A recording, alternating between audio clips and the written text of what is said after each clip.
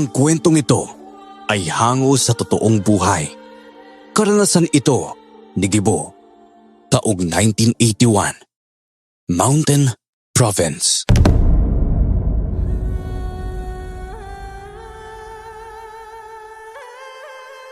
Tahimik at masaya kaming namumuhay ni Lolo Andoy. Kaming dalawa lang ang magkasama simula nang pumanaw ang mga magulang ko noong nasa edad pa lang ako na 15 anyos dahil sa malubhang karamdaman. Simula noon, naging alalay na ako ni Lolo sa panggagamot dahil isa siyang albularyo sa aming nayon. Siya ang nagturo at nagsanay sa akin kung paano ang makipaglaban. Bukod pa roon, tinuturuan niya rin ako kung paano ang manggamot.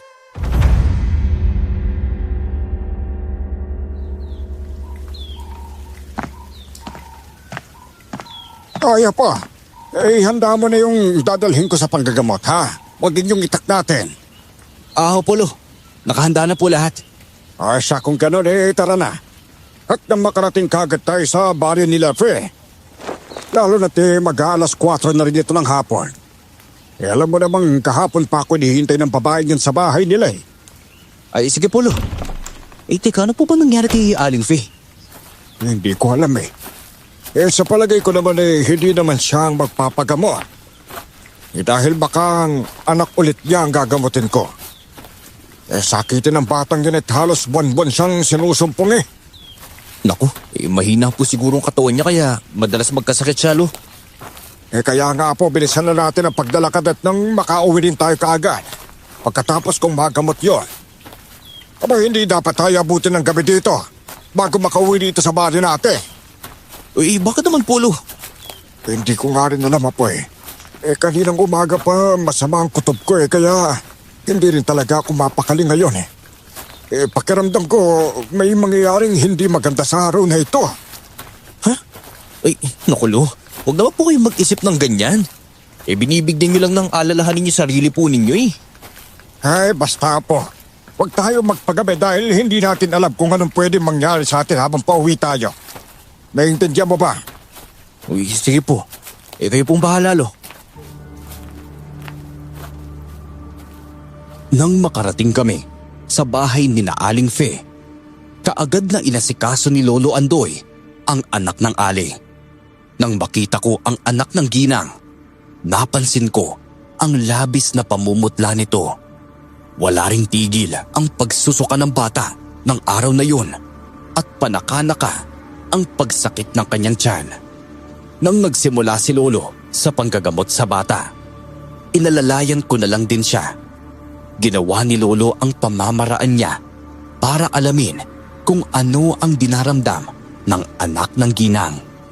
Nanatiling lang din akong tahimik at nakikinig noon habang nag-uusap sina Lolo Andoy at Aling Fe.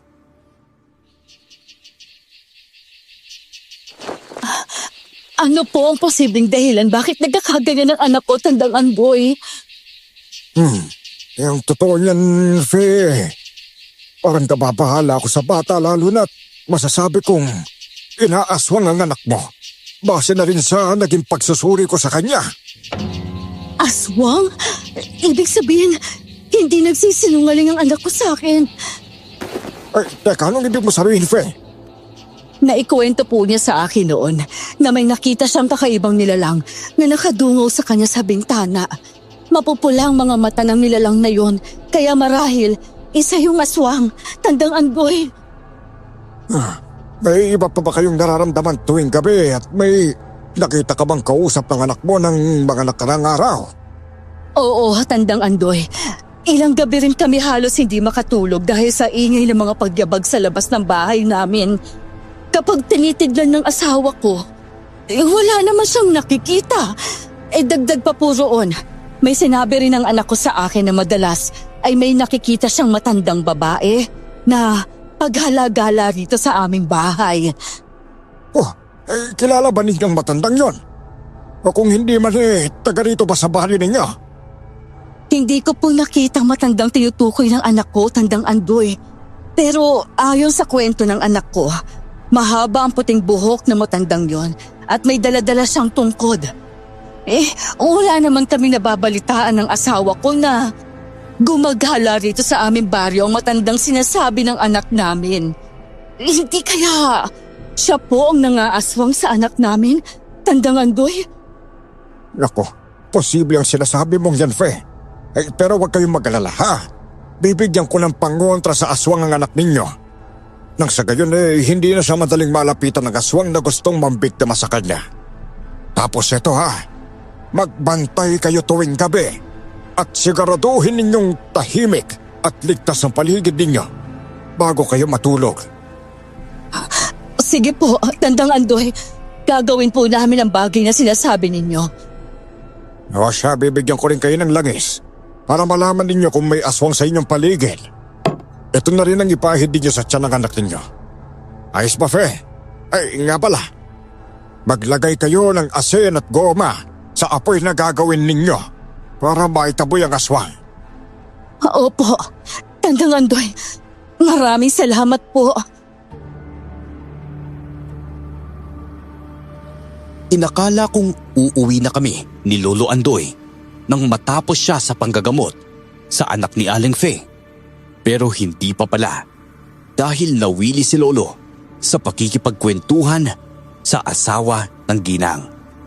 Hindi ko na muna siya niyayang umuwi at hinayaan na lang, lalo na at tungkol din sa mga aswang ang napag-uusapan nila. Nang mapansin ni Lolo Andoy na medyo madilim na ang paligid, nagpaalam na kami at umalis roon. Nang magsimula na kaming maglakad, napansin ko kaagad na hindi mapakali si Lolo Andoy.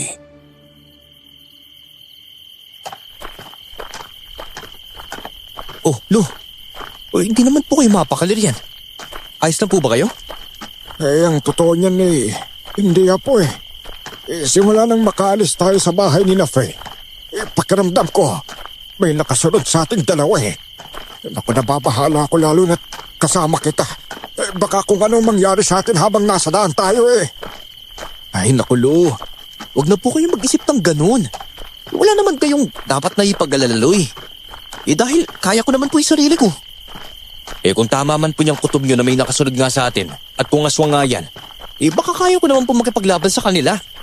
Kahit na po, hindi pa rin mawawala sa akin ang pag-aalala sa iyo. Kahit alam kong may kakayahan ka sa pakikipaglaban. Pasensya ka na't ginabi tayo ng uwi, ha? Kahit ang sabi ko sa iyo, hindi tayo dapat gabihin sa pag-uwi. Paano ba naman kasi napasarap ang pakikipagkwentuhan ko sa asawa ni Fe? Ayos lang po yun, Lo. Kahit ako nga nakikinig kanina sa pinag-uusapan ninyo. Parang ayaw kong umuwi, lalo na marami siyang kwento tungkol sa mga aswang na yun. Kaya nga po marami na akong naging karanasan sa mga aswang, kaya masasabi kong hindi rin basta-basta ang mga nilalang na yun. Kung mahina kang tao panigurado, magagawa ka agad nilang patayin sa isang atake lang. Naku po, mabuti nga Lot ni minsan hindi kayo napahamak sa mga aswang na yun. Ang galing niyo po siguro makipaglaban, no? Hindi naman sa ganun na po. Sadyang nataon lang na may hinang aswang ang nakakalaban ko. May mga iba't ibang uri ng mga aswang, kaya iba-iba rin ang antas ng kanilang lakas. Ganun po ba yun? Paano po masasabi na malakas ang isang aswang, Lo? Ganito yan. Una, depende sa lahing pinagmulan nila. O halimbawa, sa mga nayon ang mga aswang na tinatawag nilang gabunan, o kaya yung hanagob, bangkilan, o yung iba pa na nahahanay sa malalakas na lahi ng mga aswang. Sila yung may tuturing na mga pinuno sa namumuno sa mga pangkaraniwan at may hinang uri ng mga aswang. Sila ang masasabing pinakamalakas sa kanilang mga tribo. Grabe. Nakaingkwento na po ba kayo ng mga ganong nilalang, Lolo? Sa pagkakalala ko may nakaharap na akong isang gabunan noon. Ako, nasugatan ko ng malubhang aswang na yun, pero hindi ko alam kung nagawa ko siyang mapatay. Dahil itinakas siya ng kanyang mga alagad. Malakas ang nilalang na yun kaya nababahala ako noon na baka balikan niya ako. Pero paglipas sa mga taon hindi ko na nahanap pa ang aswang na yun.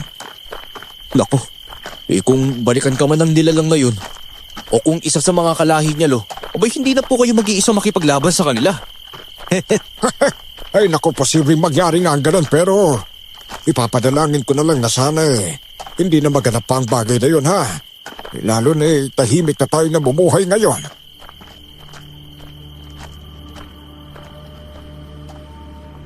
Patuloy lang kami sa paglalakad namin ni Lolo Andoy ng mga oras na yon. Hindi pa rin mapakali si Lolo, pero hinayaan ko na lang. Nasa kalagitnaan kami ng aming paglalakad nang bigla siyang mapahinto. Kaya nagtaka ako. Nahinto rin ako noon sa paglalakad. Tatanungin ko na sana noon si Lolo.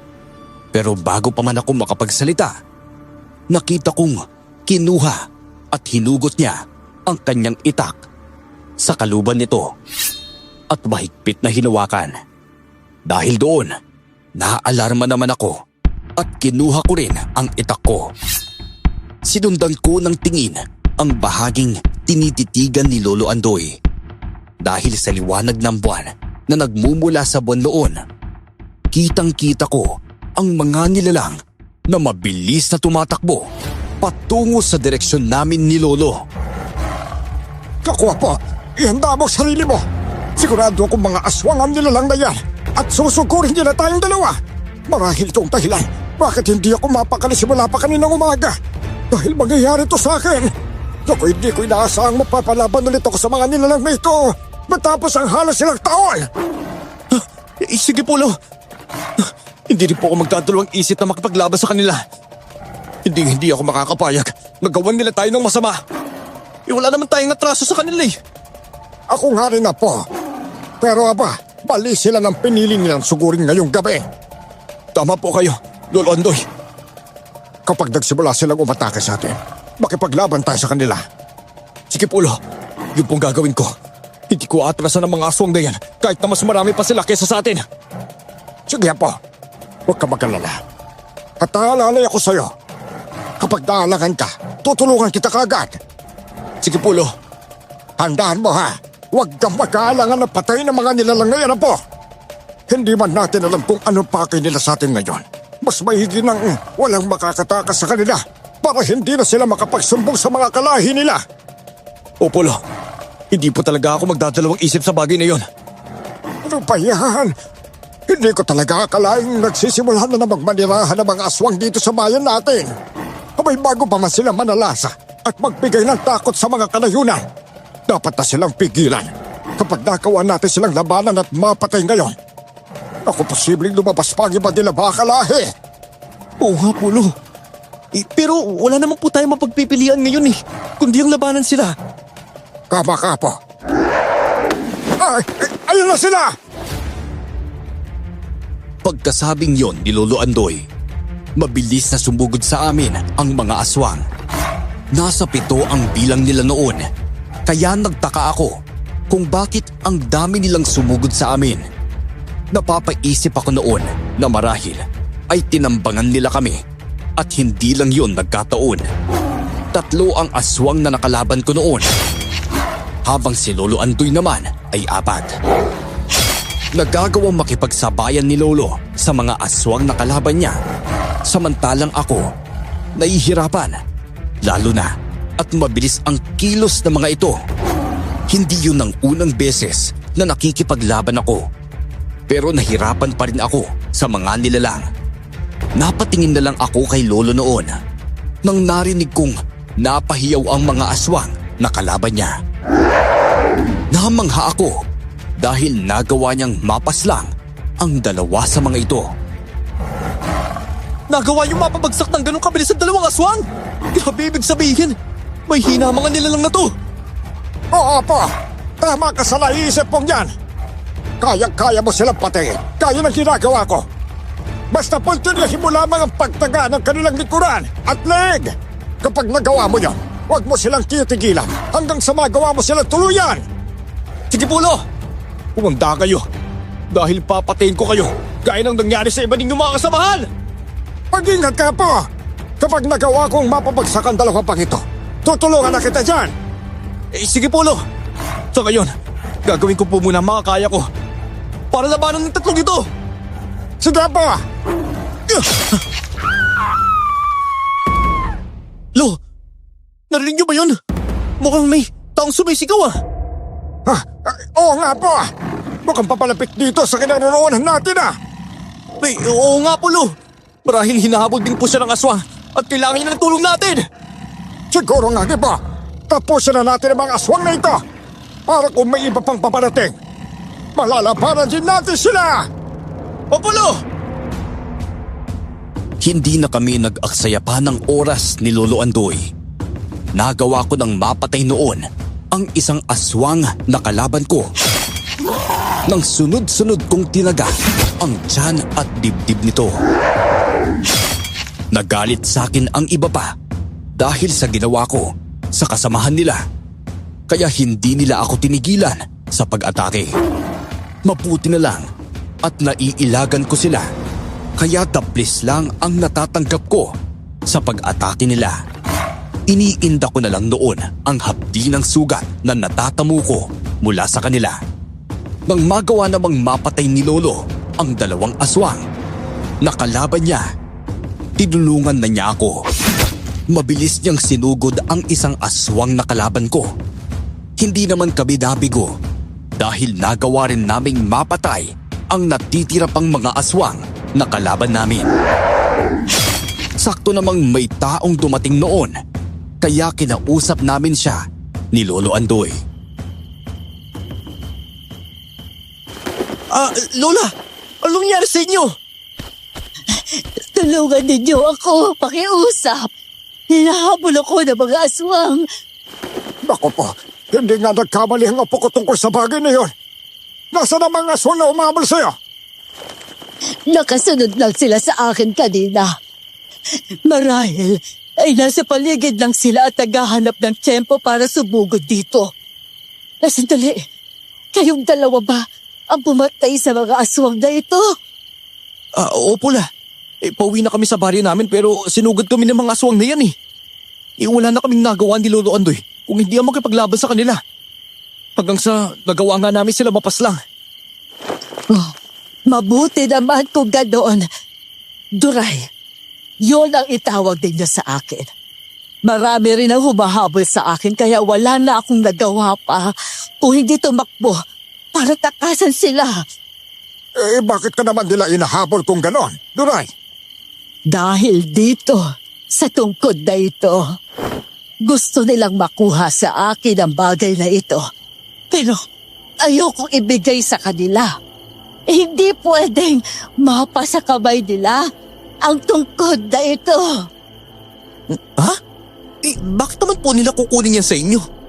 Mukhang ordinaryong tungkod lang naman po ang bagay na yan kaya wala naman po silang mapapakinabangan kung sakaling makuha nila yan mula sa inyo.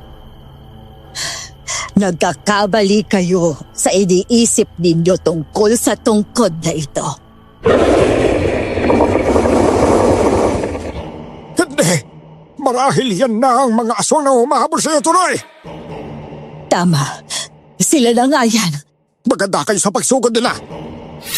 Sige po, Lo. Nang sumugod na nga sa amin ang mga aswang, sinalubong din namin sila ng mga pag-atake. Nakipaglaban kami sa mga aswang na iyon kasama si Lola Duray. Namangha ako na nakakaya ng matandang babae na makipaglaban sa mga aswang. Nagtaka ako kung bakit humihingi pa siya ng tulong sa amin ni Lolo. Gayong nakakaya nga niyang pabagsakin ang mga kalaban niyang aswang gamit ang tungkod na sinasabi niyang hinahabol ng mga ito. Naituon ko na lang din ang atensyon ko sa pakikipaglaban sa dalawang aswang na umaatake sa akin. Nagulat ako nang marinig ang sigaw ni Lolo Andoy, kaya napatingin ako sa kanya. Nakita kong nakapaibabaw sa kanya ang mga aswang, kaya nag-alala ako dahil nanganganib siya ng mga oras na yun. Hindi pwede mangyari to! Lo! Ayos na po ba kayo? Hindi po! Kapag tumagal pa ako sa sitwasyong ito, magagawa na ako lapain ng mga aswang na ito! Hindi ko pa kaya mangyari yun, Lo. Susubukan ka patulungan kayo. Ay, patayin mo muna ang mga kalaban mo po! Hindi pwedeng maglagay ka sa alanganing sitwasyon kagaya ko dahil pareho tayo mapapahamak kapag nangyari yon! Sige po, Lo. Sandali lang po. Papatayin ko lang ang mga aswang na ito. Ah! Tigilan ninyo ang matandang yan! Mamatay kayo! Gamit ang tungkod na ito! Hindi. Pinatay ni Lola Duray ang mga aswang na nakapaibabaw kay Lolo Andoy gamit ang hawak niyang tungkod. Paano nangyari yun? Yung karaniwang tungkod lang naman ang hawak niya. Kayong dalawa, tatapusan na rin ninyo gaya ng mga kasamahan ninyong ito. Humanda kayo dahil ang tungkod na itong huhusga ng kamatayan ninyo. Napahiyaw ang mga aswang na kalaban ko nang atakihin sila ng matandang babae gamit ang tungkod. Pinuntiryan ni Lola Duray ang dibdib ng mga nilalang, dahilan para bumagsak ang mga ito habang nangingisay. Nagtaka ako kung bakit ganoon ang nangyari sa mga aswang. Nang masigurado naman naming wala na, nagawa na naming patayin ang mga aswang na sumugod sa amin at wala nang parating pa. Minabuti naming tipulin ang katawan ng mga nilalang na napatay namin. Binuhusan ni Lolo Andoy ng 2 bote ng langis ang katawan ng mga ito at gumawa siya ng apoy at sinunog ang mga aswang. Magtaka man ang tao bakit nagkaroon ng apoy sa bahaging ito. Yano natin. Mas magtataka sila kung bakit may mga katawan ng aswang na nakakalat dito kapag hindi natin sinunog ang mga ito. Tama po kay Lolo Andoy. Umalis na rin po siguro tayo para hindi nila tayo makita kung sakaling pumunta sila rito. Mabuti pa nga, Gibo. Roy, taka nga, Duray. Sumama ka na nga rin sa amin. Hindi ko magagawa ang bagay na yon. Sandali lang, Andoy. Bakit naman, Duray? Gusto kong ibigay sa iyo ang tungkod na ito. Paniguradong mas mapapakinabangan mong bagay na ito kaysa sa akin. Makakatulong ito sa inyo ng apo mo sakaling maharap kayo sa alanganing sitwasyon. Ha? Paano naman po mangyayari yun? Ano po ba yung kayang gawin ng tungkod na yan, Lola Duray? Hindi ko masasagot ang tanong mo, Gibo. Kapag napasa kamay mo ito, Andoy, malalaman ninyo ang kayang gawin ng tungkod na yan. Huwag lang ninyong hahayaang makuha ng mga aswang ang bagay na ito. Teka. Bago ko po makalimutan, bakit nangingisay at namamatay po kagad ang mga aswang kapag natatamaan sila sa dibdib gamit yung tungkod na yan? Sa pagkakaalam ko, ay may kung anong enerhiya ang nagmumula sa tungkod na ito na pumupuntirya sa puso ng mga aswang. Marahil ay pinahihina nito ang tibok ng puso nila, dahilan para mangisay sila at mamatay kaagad. Grabe no? Paano po nangyayari yun kung ganun? Sa susunod na pagkikita nating tatlo, malalaman din ninyo ang lahat. Sa gayon, alagaan ninyo ang tungkod na ito. Teka sandali. Saan ka naman pupunta? Duray!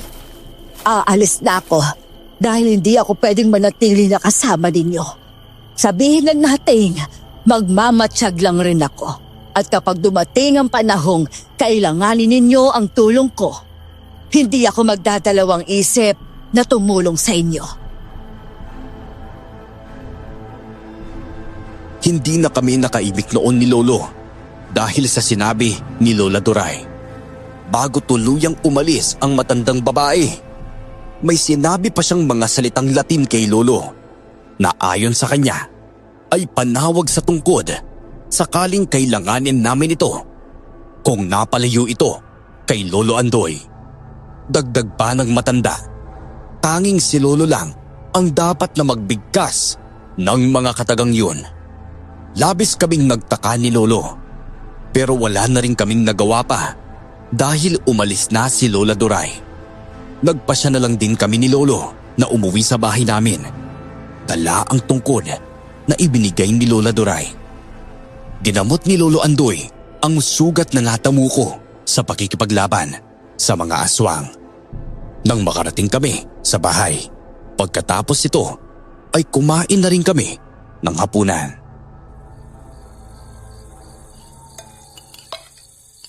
Lo, hindi ko rin po maintindihan si Lola Duray. Ano namang ibig mo sabihin na po? Unang-una, dahil po sa tungkod na ibinigay niya sa inyo. Kung saan man po nanggaling ang bagay niya at anong kaya nitong gawin. Pangalawa naman, yun po yung katauhan niya dahil ang galing po niya makipaglaban sa mga aswang dagdag pa po ron. Ano naman yun na po? Naisip ko rin ng sinabi ni Aling Fee sa atin tungkol sa matandang babae na nakikita ng anak niya. Hindi kaya si Lola Duray ang matandang tinatukoy niya? Isakto po kasing puti at saka mahaba yung buhok ni Lola Duray at may dala rin pong tungkod. Oo nga no. Mukhang tama ka dyan na po. Abay hindi ko na naisip ang tungkol sa bagay na yun dahil naging abala tayo sa mga aswang noon Pero kung si Duray nga ang matandang tinutukoy ni Fe, abay ibig sabihin, isang aswang ang matandang babae na yon. Naku, hindi rin po ako sigurado ha kung aswang po si Lola Duray. Kung ganun nga po, bakit po siya hahabulin ng mga aswang? At bakit niya naman tayo tutulungan labanan ng kauri niya? O siya, sige po. Pag nakita ulit natin si Duray, ay hindi na ako magdadalawang isip na kumprontahin siya tungkol sa mga bagay na yon. Sa ngayon, wag na muna nating isipin pa yon dahil maguguluhan lang tayo At hindi rin natin malalaman ang sagot sa mga tanong natin. Sige po, Lo. Teka, bago ko rin po makalimutan. Kung hinahabol ng mga aswang ang tungkod na to, gaya ng sinasabi ni Lola Duray, di ibig sabihin, posibleng maging tayo. Habol hindi ng mga nilalang na yun para makuha to sa atin. Marahil ganun nga po. Kaya kailangan nating paghandaan ng bagay na yon nang sa gayon hindi nila makuha sa atin ang tungkod na ito. Gaya rin ang sinabi niyang hindi dapat makuha ng mga aswang ang bagay nito. Sige po, Lo. Naniniwala akong darating ang araw na maliliwanagan din ang mga tanong natin tungkol dyan. Oo nga po. Siya, mabuti pa siguro magpahinga na muna tayo, ano? Opo, Lo.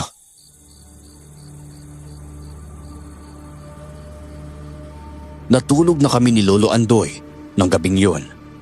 Nang mga sumunod na araw, wala namang naging pagbabago sa aming buhay.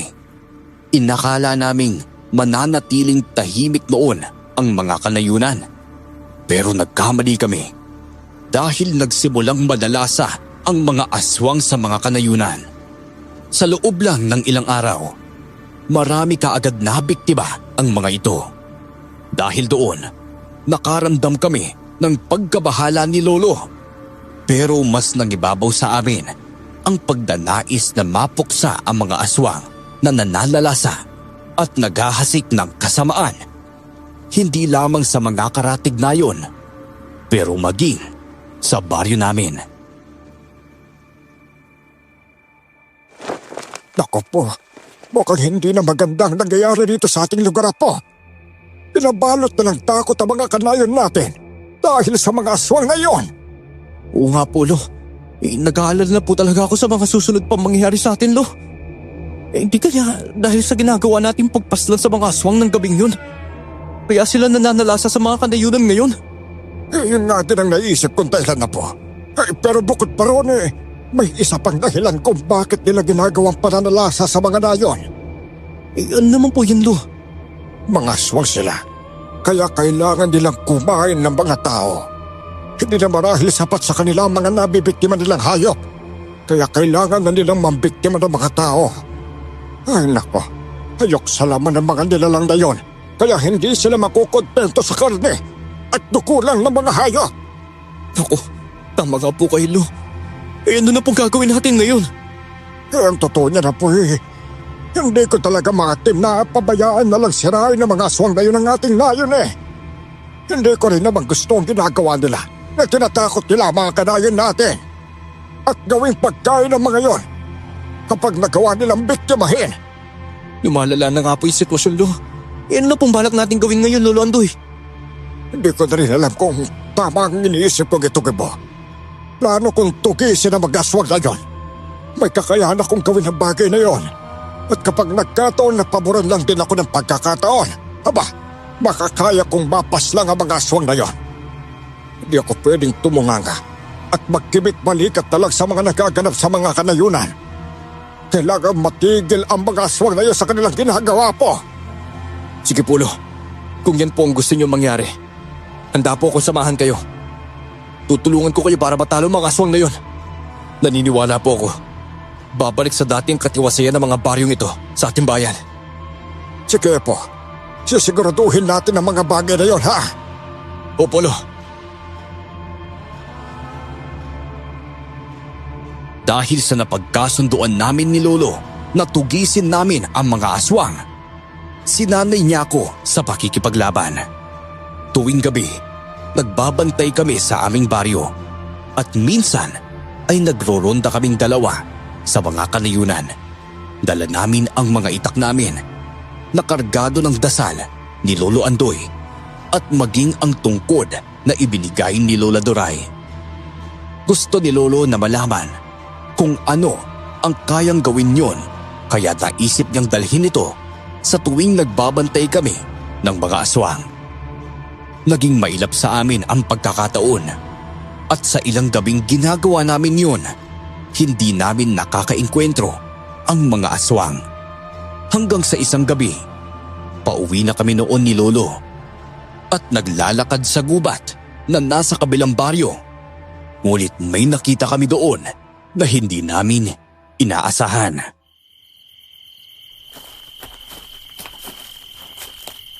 Naku, maging alerto ka, Gibo. Dahil hindi maganda ang kutob ko sa mga oras na ito. Opo. Lo, teka, tignan niyo po roon. Hindi po ba mga aswang ang mga yun? Naku po, tama ka nga po. Ang mga hayop na yun, mukhang may nabiktima na naman sila. Halika, Gibo, at tapitan natin sila. Kailangan natin mapatay ang mga aswang na yun para naman mabawasan din sila kahit papano. Sige po, Lo. Nakasunod lang po ako sa likuran ninyo. Sige na po. Hindi pwedeng ganito lang ang palagi nangyayari sa mga tao. Hindi dapat nagiging pagkain ng mga aswang ang mga tulad natin na po. Tama po kayo, Lo. Bilisan na natin na po. Bago pa ba sila umalis, kailangan natin silang hanapin. Sige po, Lo. Hindi ko na palalampasin ang pagkakataon ito. Mabilis kaming tumakbo, papalapit sa bahaging kung saan naroroon ang mga aswang. Nang makalapit kami sa mga nilalang, sinagawan sila ni Lolo. Tinigilan nila ang kanilang ginagawa at napalingon naman sa amin ni Lolo Andoy. Bahagya akong kinabahan nang makita ko ang nagbabaga nilang mga mata. Pero naikuyom ko ang mga palad ko dahil sa galit na nararamdaman ko sa kanila. Pinagsabihan ako ni Lolo Andoy na maging alerto at maingat sa pagsugod ng mga aswang. Kaya tinanguan ko na lang siya. Ilang sandali pa, sabay-sabay nga kaming sinugod ng mga aswang na yun. Dahil doon, hindi na rin kami umatras ni Lolo at nakipaglaban din sa kanila. Apo, kailangan nating mapaslang ang mga aswang nito bago pa man dumating ang iba pa nilang mga kasamahan. Kapag nagawa natin silang mapatay, pupunta tayo sa iba pang baryo dahil kinukutuban na kung may mga aswang pang nananalasa roon. Sige po, Lo. Kayo pong bahala. So ngayon, itutuon ko na muna ang pansin ko sa pakikipaglaban sa mga nilalang na to para mas mabilis ko sila mapaslang. Magtulungan tayong gawin niyo na po. Sige po, Lo. Aalalay po ako sa inyo. Ako rin na po.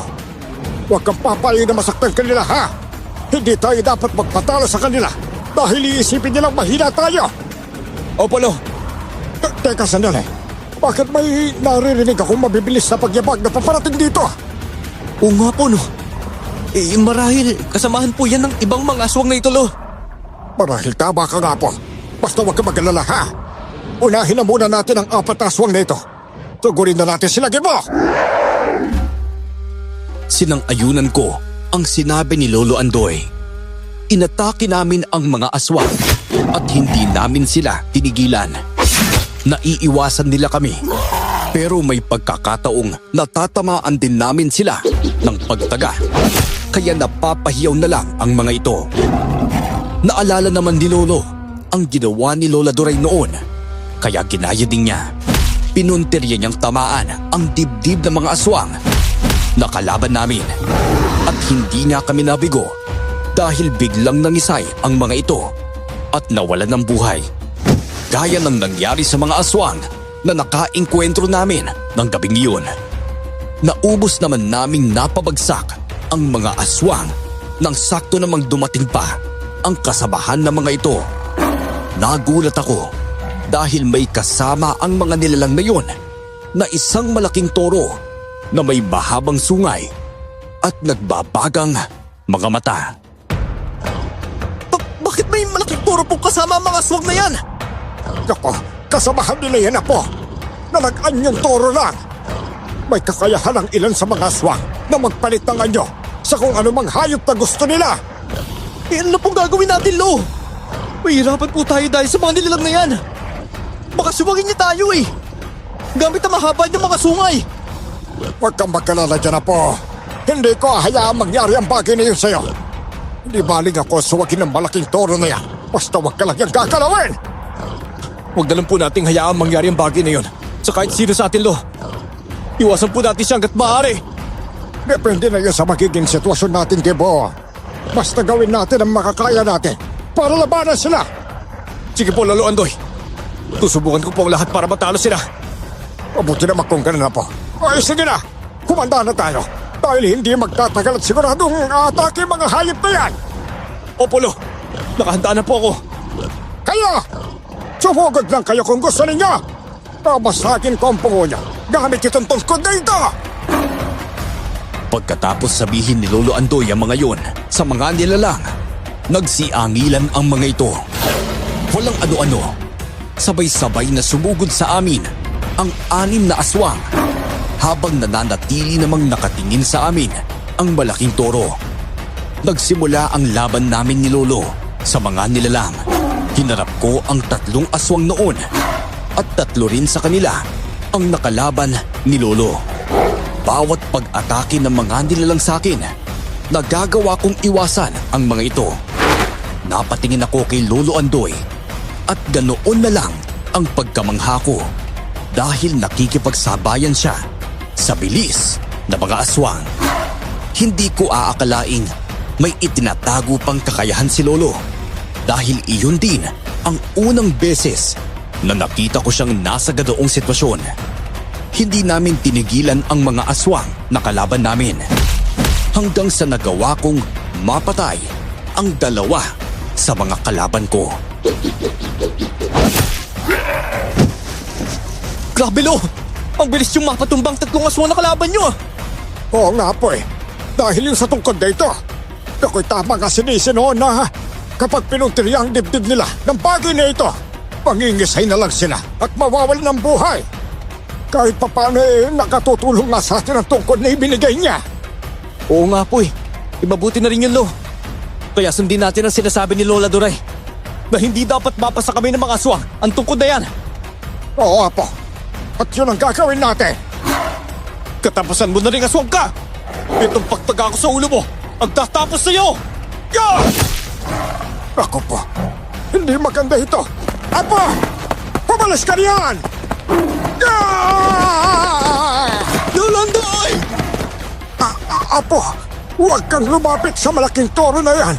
Ako ang bahala sa kanya, Gibo. Lo! Mukhang hindi mo na po kaya eh! Napasigaw ako ng malakas nang muling sugurin ng malaking toro si Lolo at sinawag niya ang hayop na ito. Napahiyaw ng malakas noon si Lolo Andoy dahil tumilapon siya dahil sa ginawa ng malaking toro. Labis ang galit at pag-aalalang naramdaman ko dahil doon nang mapansing wala nang malay si Lolo Andoy. Nasa ganoong sitwasyon naman kami nang may biglang humawak sa mga kamay ko. Pagtingin ko, nanlaki ang mga mata ko dahil nga aswang yun.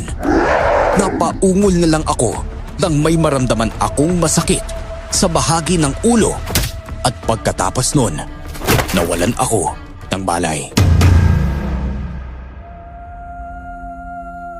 Nagising na lang ako noon na nakakulong na kami ni Lolo sa isang kulungang gawa sa kahoy. Hindi ako pamilyar doon, kaya naisip kong nasa lugar kami ng mga aswang na nakahuli sa amin ni Lolo. Ako po, hindi maganda to.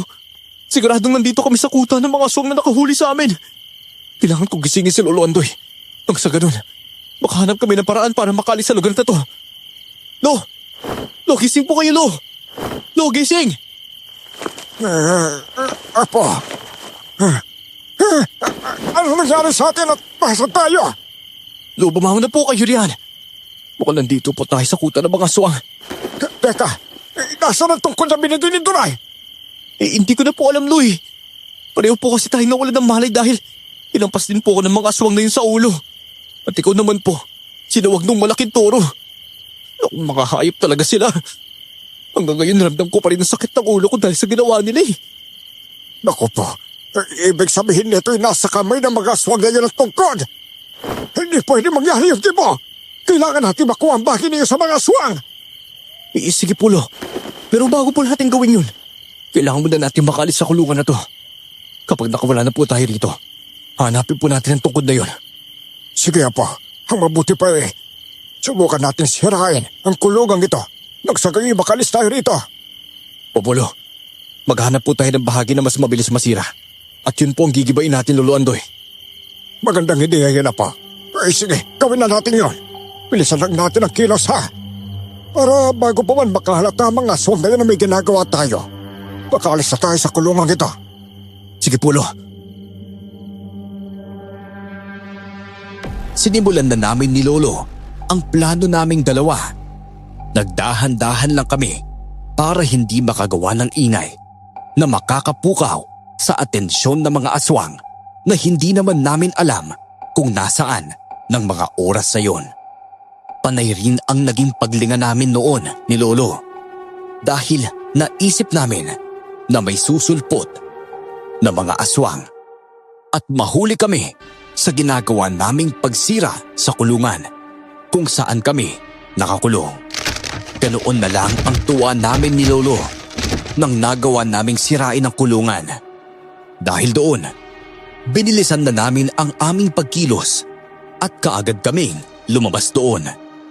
Gaya ng napag-usapan naming dalawa, pagkalabas namin doon, hindi na kami nagaksaya pa ng oras at hinanap namin ang tungkod.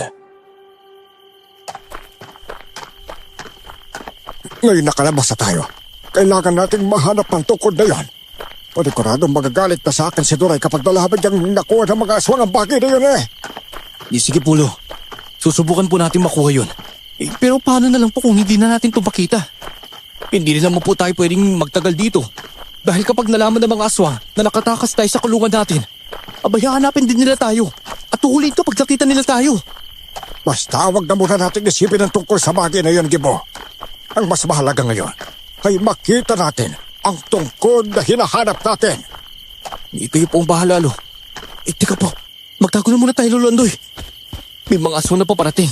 Baka makita nila tayong dalawa. Sige, sandali. Sa bagay yun, paniguradong hindi nila tayo mapapansin kapag nagtago tayo roon. Tara na po. Sige, maging alerto na lang din tayo, ha, Apo?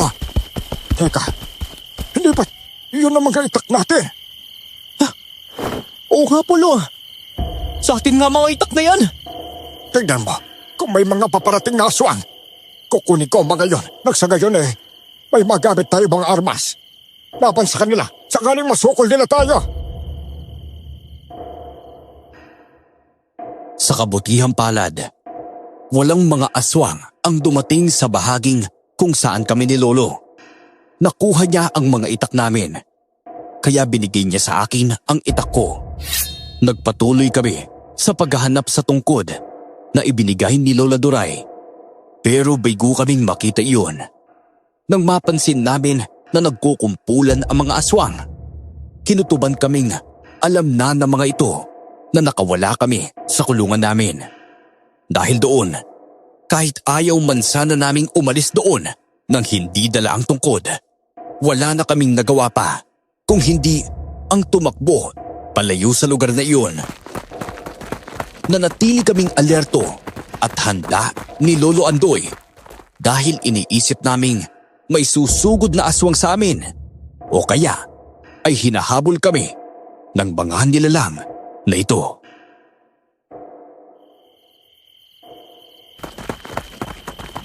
Hindi nila tayo dapat mahuli, Apo. Bilisan pa natin ang takbo para hindi nila tayo maabutan. Opolo, pero duda po ako na hindi nila tayo maabutan. Gayon mabibilis sa mga nilalang na yun eh. Paniguradong kapag sinundag nila tayo, magagawa nila tayong masukol. Basta huwag na nating hayaang mangyari niya, Apo. Takbo lang ng takbo, Gibo! Sige Polo! Sumunod ka sa akin. Samahan niyo, Gibo!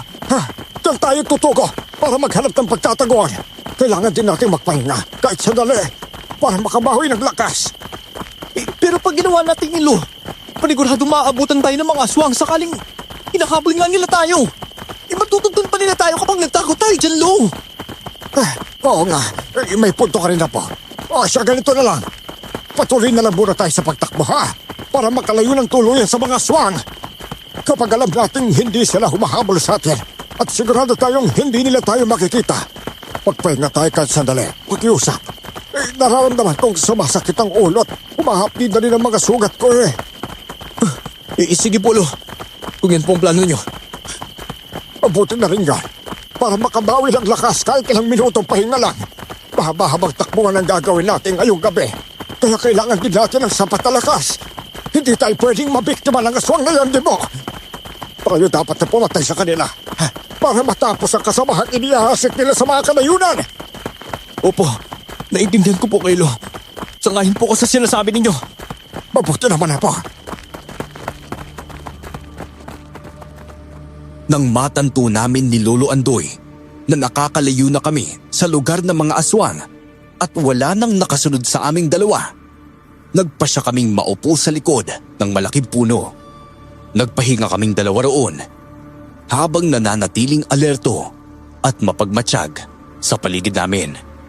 May iilang ingay kaming naulinigan kaya mahigpit akong napahawak sa aking itak. Nagpalingalinga rin noon si Lolo para siguraduhing walang aswang sa paligid. Nang igala ko ang paningin ko sa kabuuan ng lugar kung saan kami ng mga oras na yun, napalunok ako ng ilang beses. Nakaramdam din ako ng kakaibang kaba sa hindi malamang dahilan.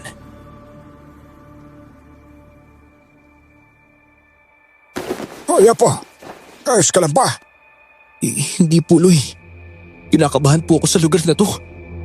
Pakiramdam ko po kasi parang may kakaiba dito eh. At kapag hindi pa tayo nakaalis dito, baka may mangyaring hindi maganda sa atin dito. Grabe, akala ko ako lang ang nakakaramdam ng ganung bagay. Hindi ko akalain pati ikaw pala.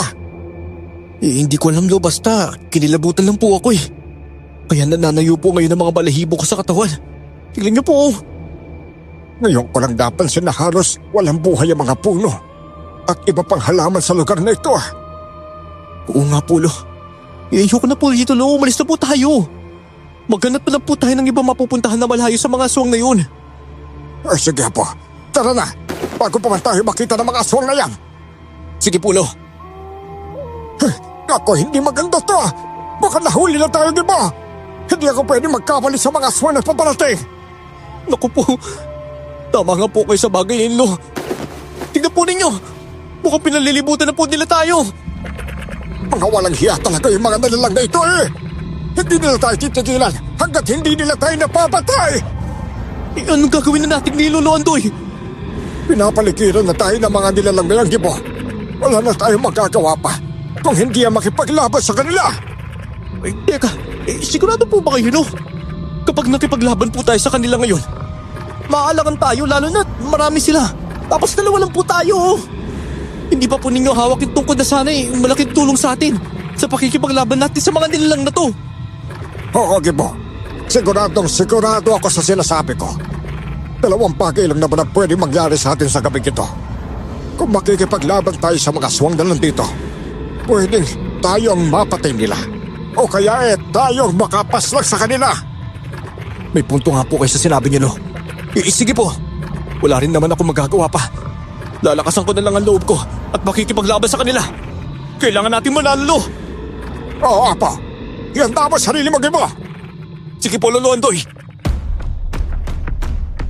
Napatingin na lang ako sa mga aswang na nakapaligid sa amin ng mga oras na yon. Napalunok ako ng laway ko at mahigpit na napahawak sa itak ko. Nang sumugod ang mga ito, wala na kaming nagawa ni Lolo Andoy kung hindi ang salubungin sila. Pasigaw kaming umatake ni Lolo at bawat aswang na sumusugod sa amin ni Lolo, buong lakas naming tinataga. Nabubuwal naman ang mga ito, kaya hindi na namin hinahayaang mabuhay pa at tinutuluyan na namin dalawa. Dahil parami ng parami ang sumusugod sa amin, naalangan kaming dalawa. Napailing na lang ako noon, pero hindi pa rin sumuko at patuloy na nakipaglaban sa mga aswang. Huwag tayong mawalan ng pag-asa, po! Kahit na gaano pa karaming aswang nito, alam kong makakaya natin silang talunin. May tiwala ko sa itaas na hindi rin niya tayo pababayaan sa ganitong sitwasyon. Opo, Lo. Alam ko po yun. Kahit gaano kahirap ang sitwasyon natin ngayon dahil sa mga aswang na ito, alam kong makakaligtas tayo at yun ang pangaawakan ko. Tayong maswerteng mabubuhay ngayong gabi at mauubos natin ang lahi ng mga aswang na ito. Maging positibo lang tayo, po! Sige po, Lo. Kumanda po kayo. Kumanda kayo! Kahit marami kayo, hindi namin kayo atrasan. Hindi kami natatakot sa inyo! Sige! Sumugod lang kayo nang sa ngayon ay isa-isa rin kayong malalagas. Hindi kami papayag na mamamatay kami sa mga kamay ninyo. Hindi ko rin papayag ang pagharian ninyo. Ang mga dayon sa bayang ito! Teka lang, Lo. Naalala ko lang po bigla. Hindi po ba pwede ninyong tawagin ang tungkod gamit ang orasyon na tinuro sa inyo ni Lola Duray? Magagawa niyo po yung bagay na yun kapag binigkas po ninyo ang Latin na orasyon. Ngayon ko lang naisip ang bagay na yun, Lo. Pasensya ka na, po. Mukhang hindi ko magagawa ang bagay na gusto mong mangyari. Bakit naman po, Lo? Kayo lang po makakagawa noon, gaya ng sinabi ni Lola Duray. Ang totoo niyan dahil sa edad ko at maging ng epekto ng pagbagsak ng ulo ko kanina sa puno ng tumilapon ako nakalimutan ko ng bahagya ang orasyon na sinasabi mo Kahit anong pilit kong alalahanin, hindi ko na magawa dahil mas sumasakit ang ulo ko.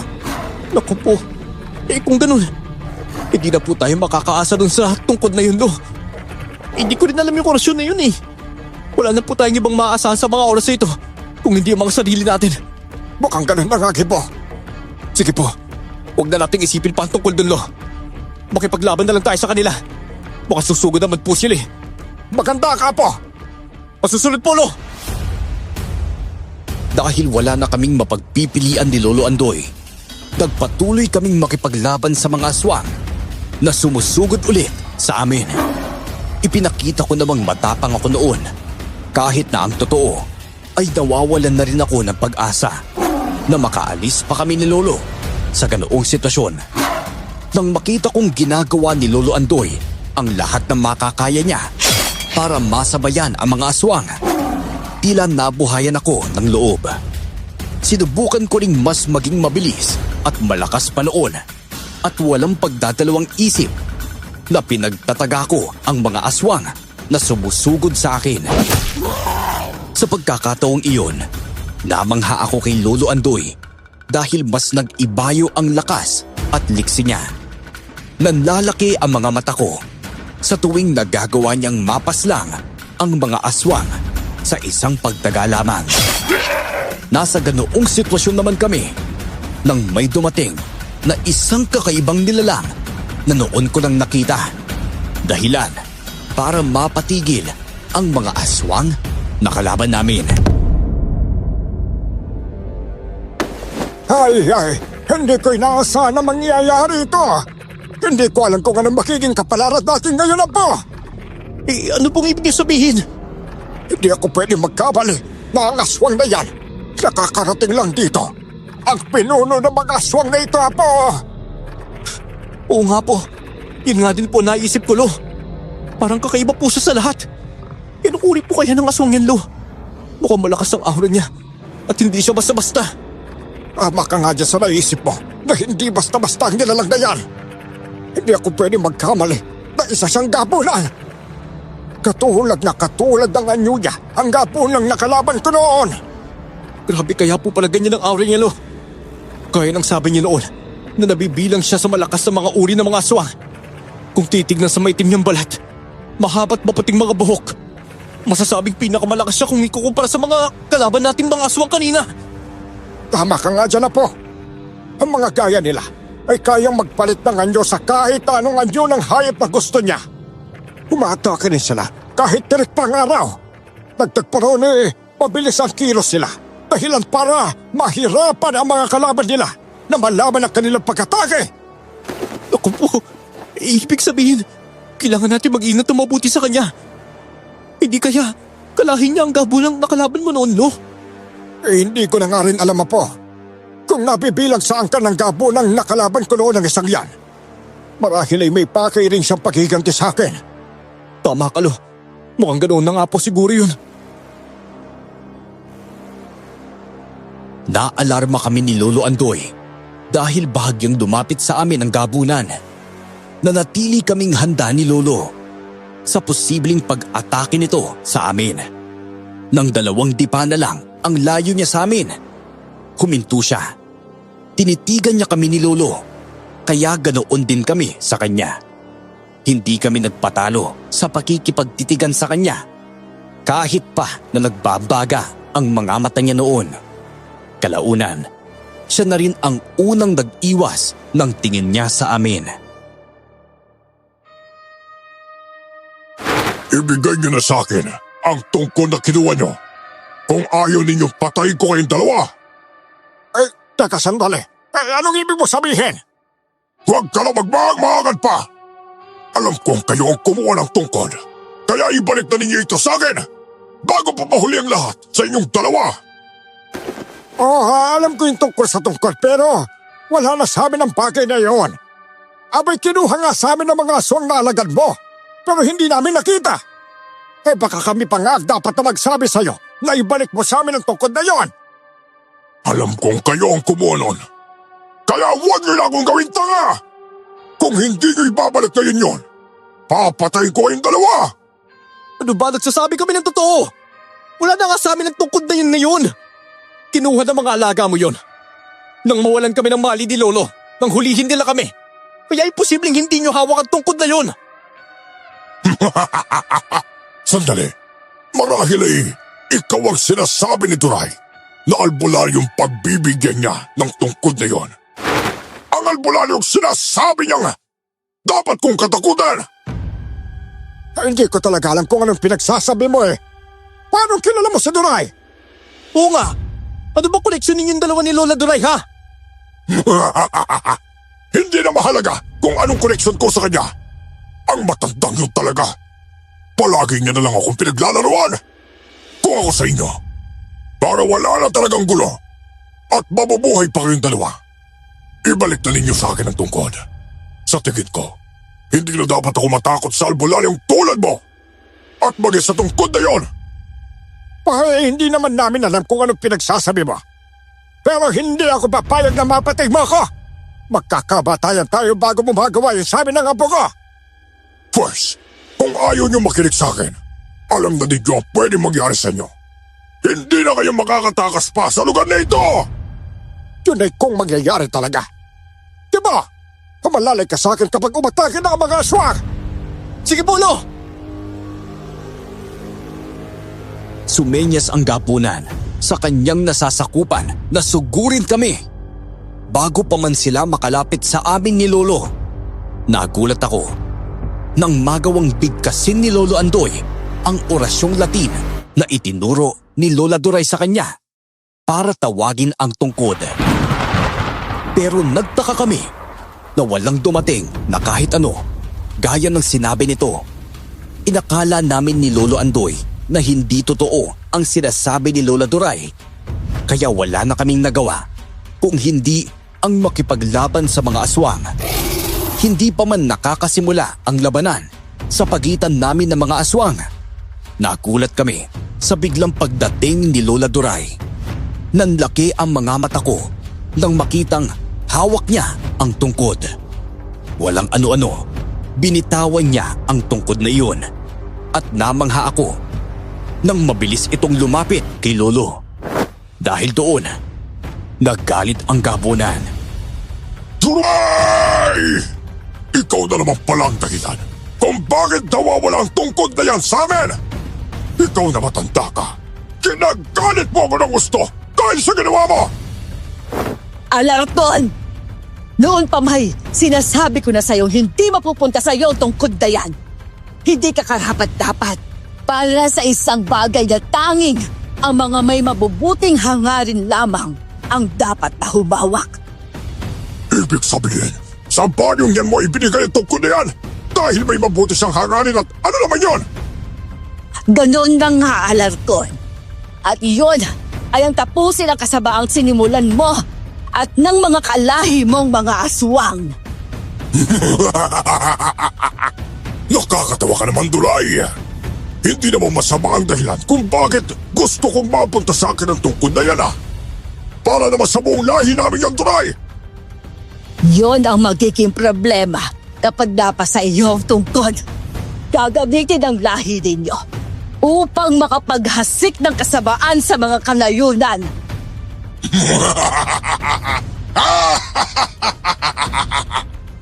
Duray, anong ibig sabihin nito? Tsaka bakit magkakalala po kayo ng aswang nito, Lola Duray? At bakit asin yung tungkod? Hindi na mahalaga mga bagay na yun sa ngayon. Andoy, Kibo, mas importante na matalo natin ang mga aswang na ito. Siguro kapag natapos ang laban, ay sasabihin ko na sa inyo ang lahat. Malalaman at malalaman niyo lang lahat, Duray. Sa kalagitnaan ng laban, sasabihin ko tungkol sa iyo. Pero ngayon, uunahin na muna natin labanan ng isa't isa para mabawasan naman ang magiging kalaban namin. Kayo lang ang mababawasan, Alarcon. Wala kayo mapapatay sa aming tatlo. Tama si Duray. Hindi mangyayari ang iniisip mong gapunan ka! Tignan nga natin kung ano pa mangyayari. Mga kasama, sabay-sabay kayo sumugod sa kanila. Tapusin ang tatlong yan kung kaya ninyo. Simple lang ang pinapagawa ko sa inyo. Kaya huwag ninyo akong bibiguin! Wala na kaming nagawa noon kung hindi lumaban sa mga aswang na sumugod sa amin. Nanunood lang noon ang gabunan habang napapangisi at nagagalit kapag napapabagsak namin ang mga alagad niya. Ipinakita naming tatlo kung paano namin patayin ang mga kauri niya sa harapan niya. Wala na kaming naging pakialam noon ni na Lolo Andoy at Lola Duray dahil pinupugutan na namin ng ulo ang mga aswang. Namamangha ako sa dalawang matanda dahil sa kabila ng kanilang edad, kakaiba pa rin ang liksi at lakas nila sa pakikipaglaban. Halatang sanay sa labanan sina Lolo Andoy at Lola Duray. Nagpatuloy lang sa pag-atake ang mga aswang at ganoon din kami sa kanila. Bawat aswang na susugod sa amin ni Lola Duray, malakas naming tinataga ang kanilang leeg hanggang sa magawa naming patayin sila. Si Lolo naman ay ginagamit ang tungkod para tapusin ang aswang na natatamaan niya sa dibdib. Mas ginagalit siya pa akong tatlo! Hindi ako papayag na maubos ninyo ang mga lagad ko nang hindi nila kayo napapatay! Ang hihina naman ng mga nasasakupan mo, Alarcon. Ganito mo ba sila turuan kung paano lumaban at pumatay ng mga kalaban nila? Tumahimik ka, Duray! Alam kong kapag ako na ang sumugod sa inyo, ay baka mamatay ko kayo kagad! Ay, bakit hindi mo gawin ang bagay na yan? Nang sa gayon ay malaman natin, ha? Hindi yung ganyang nagtatago ka at umaasa ka lang sa mga alagad mo. Tama ang sinabi ni Andoy. Harapin mo kaming tatlo at huwag kang utos ng utos sa mga nasasakupan mo.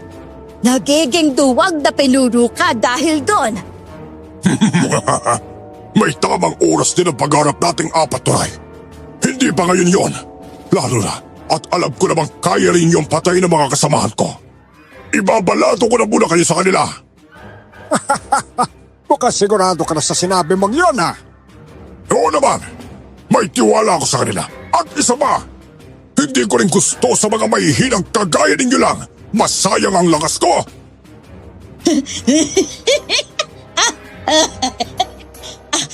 Talaga ba?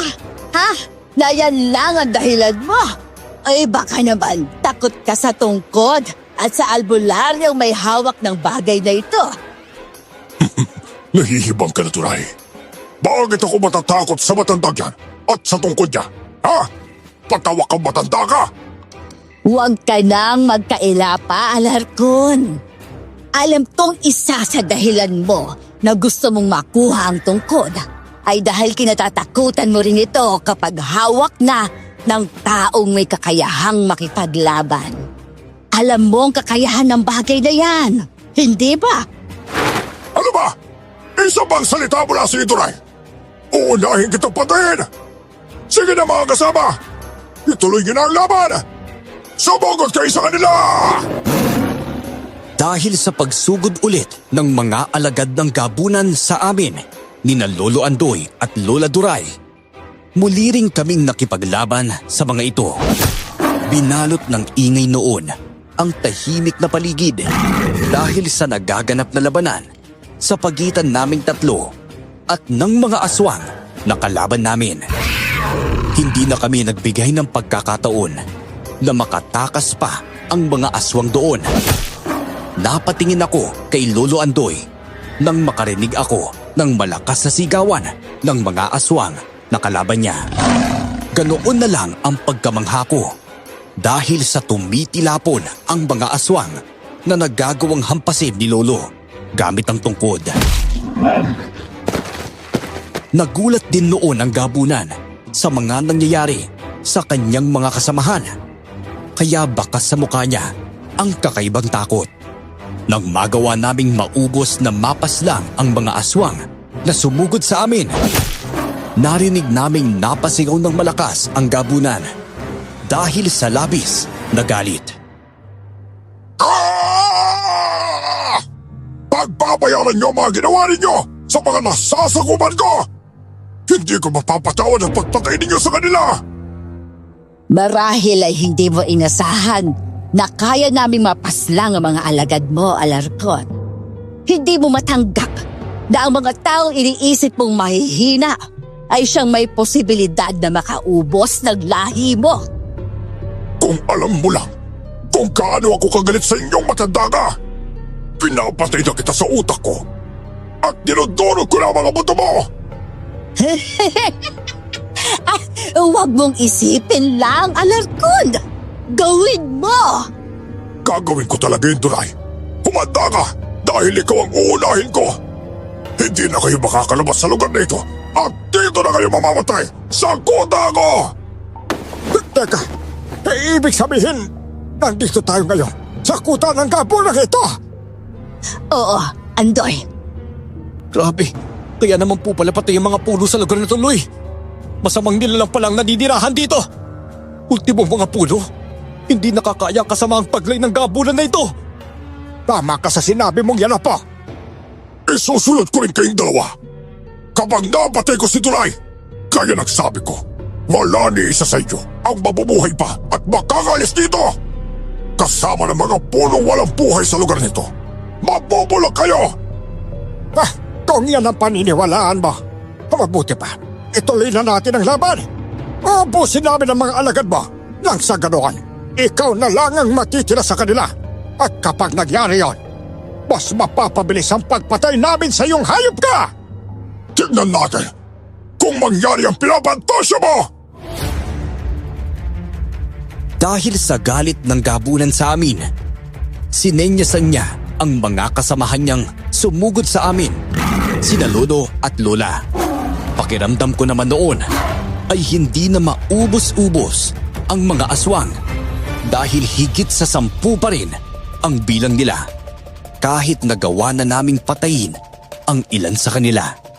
Pero kahit nagadoon, hindi na namin sinukuan pa ang laban. Lalo na at alam naming matatalo rin namin silang lahat dahil sa pagtutulungan naming tatlo. Habang nakikipagbununga sa mga aswang, napapatingin ako kay Lolo Andoy. Gamit niya ang itak at tungkod sa pakikipaglaban. At napapabulagta na lang ang mga aswang na umaatake sa kanya sa tuwing nagagawa niyang tabaan. Ganoon din si Lola Duray na noon ay abala sa pagtaga sa mga nilalang na sumusugod sa kanya. Napapangisi naman ako habang pinapatay ang mga aswang na kalaban ko hanggang sa naubos namin sila. Hayop ka talaga, Duray! Simula noong pa man ay sagabal ka sa aming mga aswang! Sana talaga isinama na lang kita sa asawa mo! Hindi na sana umabot hanggang ngayon ang hidwaan sa pagitan natin. Kung noon pa lang ay hindi na kita binuhay pa! Yon ang malaking pagkakamaling ginawa mo, Alarcon.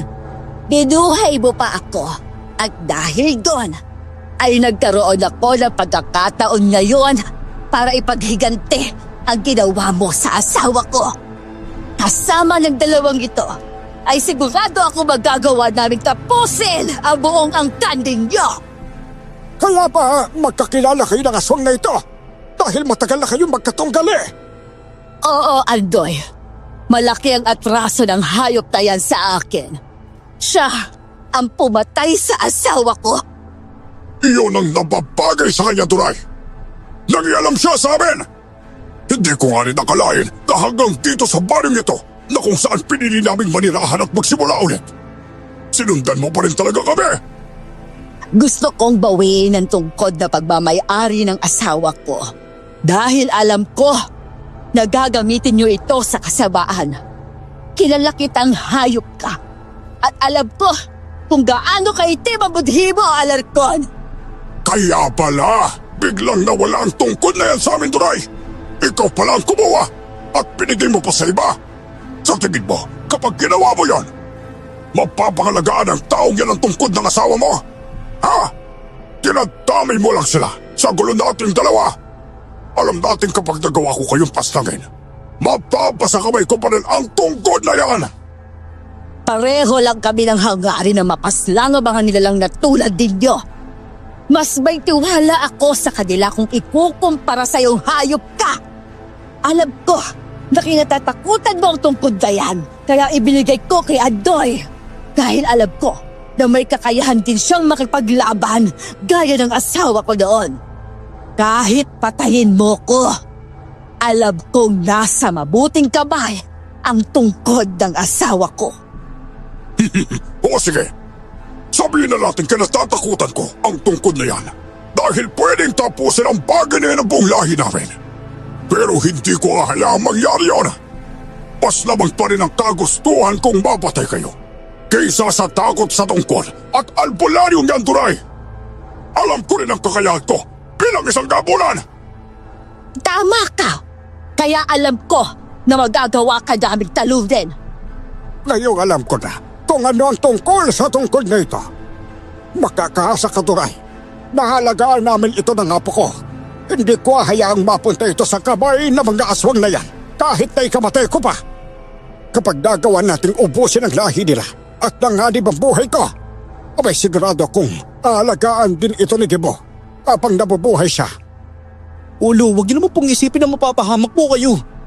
Magtutulungan po tayo sa pakikipaglaban sa mga aswang na ito. Hindi ko rin hahayaang magawa kanila saktan. Papatayin ko sila kapag nangyari yun. Andoy, Gibo, pasensya na kayong dalawa at nadamay pa kayo sa gulong nasa pagitan namin ni Alarcon. Hindi ko lang maatim na mapunta sa kanyang tungkod ng asawa kong walang kasing bagsik na manunugis at babaylan ng mga panahong nabubuhay pa siya. Ang bayayos lang yung Duray. Kahit ako iyon din ang gagawin ko kung sakali. Mas mabuti ng haring naghari ito dahil gusto ko ring matapos ang kasamaan ng mga aswang na ito. Kung hindi mo mamasamayin bakit nagawang patay ng aswang na yan ang asawa mo, ha? Tinambangan kami noon at hindi kami nakapaghanda. Nasakto ring may karamdaman ng asawa ko, kaya nahirapan kaming kalabanin sila. At nagawa nga nila mapatay ang asawa ko. Papatayin din sana nila ako noon, pero kapalit ng tungkod ay binuhay ako ni Alarcon. Kaya hanggang ngayon ay narito pa rin ako sa mundong ito. Ano ba? Huwag mo nang balikan ang nakaraan, Duray! Tapos na yon! Sa ngayon, tapusin na rin natin ang labanang ito. Umanda kayo! Sugurin na sila at tapusin! Huwag niyo akong ipahiya sa kanila. Dahil pag natalo pa kayo ng mga tao yan, ako na mismo ang papatay sa inyo! Sinugod kami ng huling grupo ng mga alagad ng gabunan. Dahil doon, naghanda ulit kami para sa magiging laban namin sa kanila. Dahil mas marami na silang sumugod sa amin kumpara ng mga unang grupo.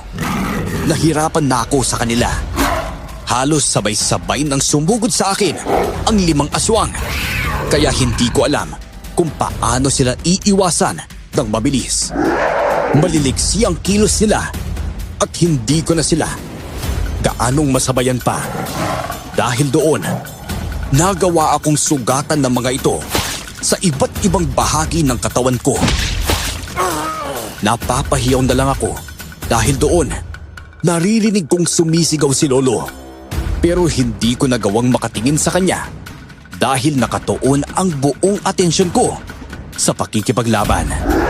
Narinig ko ring napahiyaw noon si Lola Duray at marahil ay nahirapan na rin siyang makipaglaban pa. Napapahalakhak na lang noon ang gabunan dahil sa nangyayari sa amin. Hindi na maganda ito. Kailangan mo nang gamitin ang isa pang kakayahan ng tungkod na yan, Andoy. Anong hindi mo sabihin? Itarak mo sa lupa ang tungkod na hawak mo habang binibigkas ang orasyong Latin na itinuro ko sa'yo. Anong mangyayari kapag ginawa ko yon? Sabi mo, pantawag lang ang orasyon na yun sa tungkod na ito. Basta, gawin mo ang sinasabi ko. Hindi lang pantawag ang orasyon na itinuro ko. Ang totoo niyan ay dasal din iyon para mas mapalakas ang tungkod sakaling gamitin ito. Yun ang madalas na ginagawa ng asawa ko noon para mas mag-iba yung lakas niya at ng tungkod na hawak niya, Andoy. Kapag ginawa mo ang sinasabi ko, malalaman mong mangyayari sa mga aswang na ito. Ay, sige, Duray. Gagawin ko kung ano sinasabi mo. Alanganin na rin tayo kaya panahon na rin para malaman ko kung ano pa ang kayang gawin ng tungkod na ito. Sige, Andoy. Aray! No! Dahil sa sunod-sunod na pagsigaw namin ni Lola Duray, dahil nasusugatan kami ng mga aswang, wala nang nagawa si Lolo Andoy kung hindi ang sundin ang sinabi sa kanya ng matandang babae. Binigkas ni Lolo Andoy ang orasyon na itinuro sa kanya ni Lola Duray at itinarak niya sa lupa ang tungkod na hawak niya. Ganoon na lang ang gulat ko nang biglang tumigil ang mga aswang sa kanilang paggalaw. Dahil doon, mabilis akong lumayo sa kanila. Sumigaw naman si Lola Duray na huwag na naming aksayahin ang pagkakataon at patayin na namin ang mga aswang na noon ay hindi na makagalaw.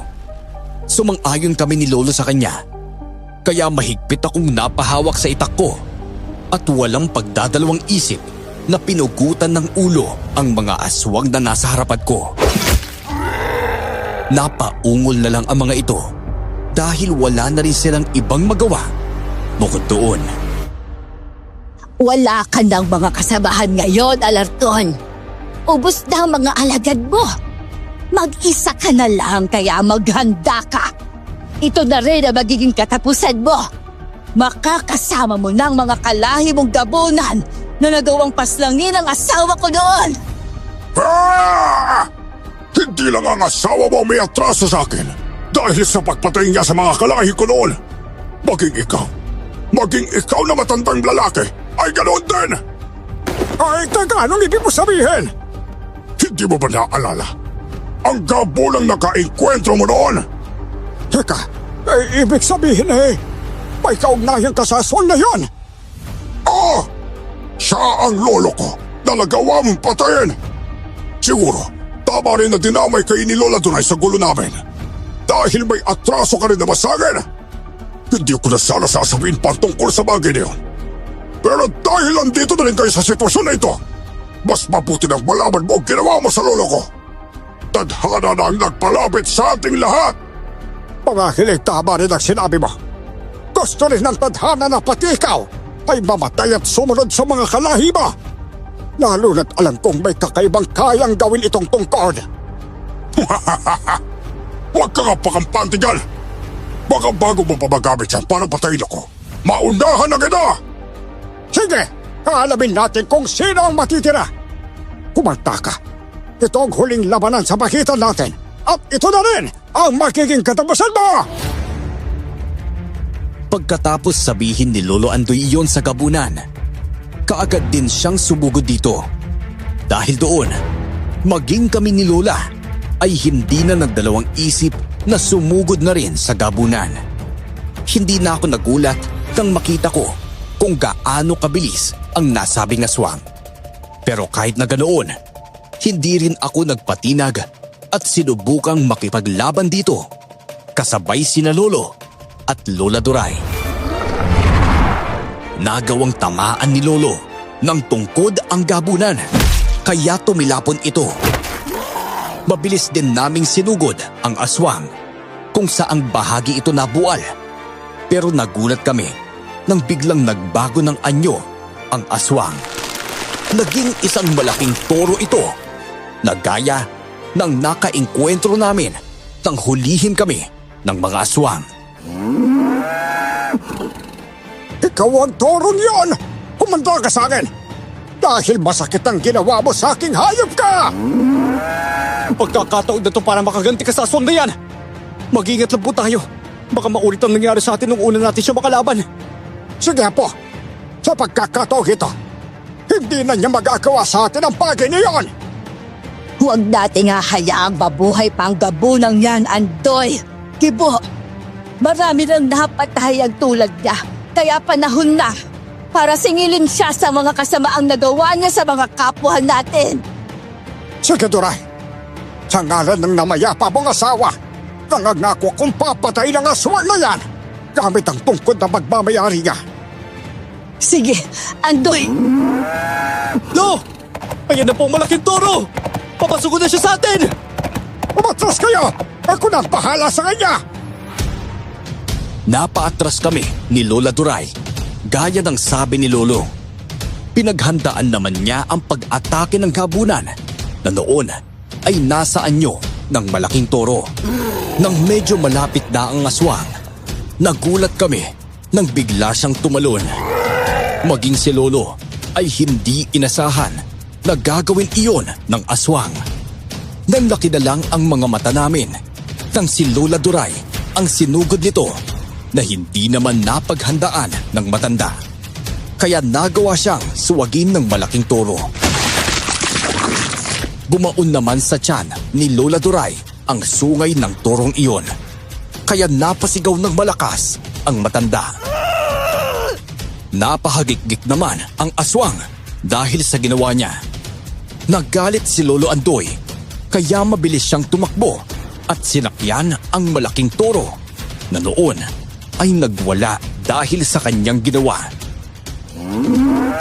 Huwag mo akong alalahanin na po! Ako na bahala sa aswang na ito! Asikasuhin mo na lang si Duray! Popolo! Gagawin ko po ang bagay na yun! Pagtungkod na ito, ang tatapos sa isang nilalang na tulad mo! Babaon ito sa likuran mong hayop ka! At tatagos hanggang dibdib mo! Kinilabutan ako dahil sa ginawa ni Lolo Andoy. Nang bigkasin nga niya ang orasyon na itinuro ni Lola Duray, nangyari rin ang kung anumang sinasabi ni Lolo na magiging kamatayan ng aswang. Nangingisay pa ang aswang at dahan-dahan itong natumba habang napapaungol ng mahina. Ganoon na lang ang tuwa namin nang magawa nang mapas lang ni Lolo ang gabunan. Inasikaso din namin noon si Lola Duray na naghihingalo dahil sa natamo niyang sugat mula sa malaking toro. Maraming salamat, Andoy. At nagawa mong paslangin ang gabunan na yon. Alam ko na masaya ang asawa ko dahil doon. Lalo na at mukhang magkakasama na kaming dalawa. Ay, ano ba yan? Huwag mo sabihin ang bagay na yun, Duray. Iuwi ka namin sa bahay at gagamutin kita. Kung hindi ka mamamatay, no? Kumapit lang po kayo la. Oh, ramdam ko na hindi na ako magtatagal pa, Andoy. Kibo, gusto ko lang sabihin sa inyo na masaya ako at nakilala ko kayong dalawa. Sana alagaan ninyo ang tungkod na ibinigay ko sa inyo.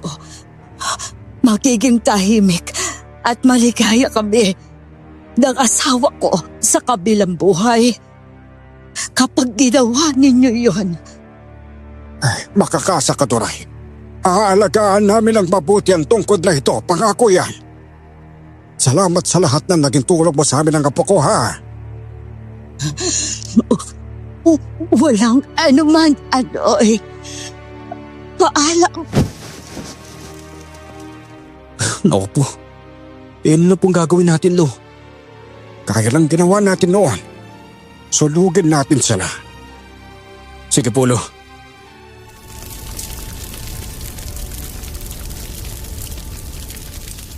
Pagkatapos naming sunugin ang katawan ng mga aswang at ni Lola Duray, nilinisan namin ang lugar. Nakahinga kami ng maluwag sa isiping walang mga aswang ang mananalasa pa sa mga kanayunan. Nang mga sumunod na araw, bumalik sa dati ang lahat. Nabalitaan namin kay Aling Fe na umayos ang kalagayan ng kanyang anak. Hindi na namin sinabi ang tungkol sa matandang tinutukoy ng anak niya na si Lola Duray lang naman.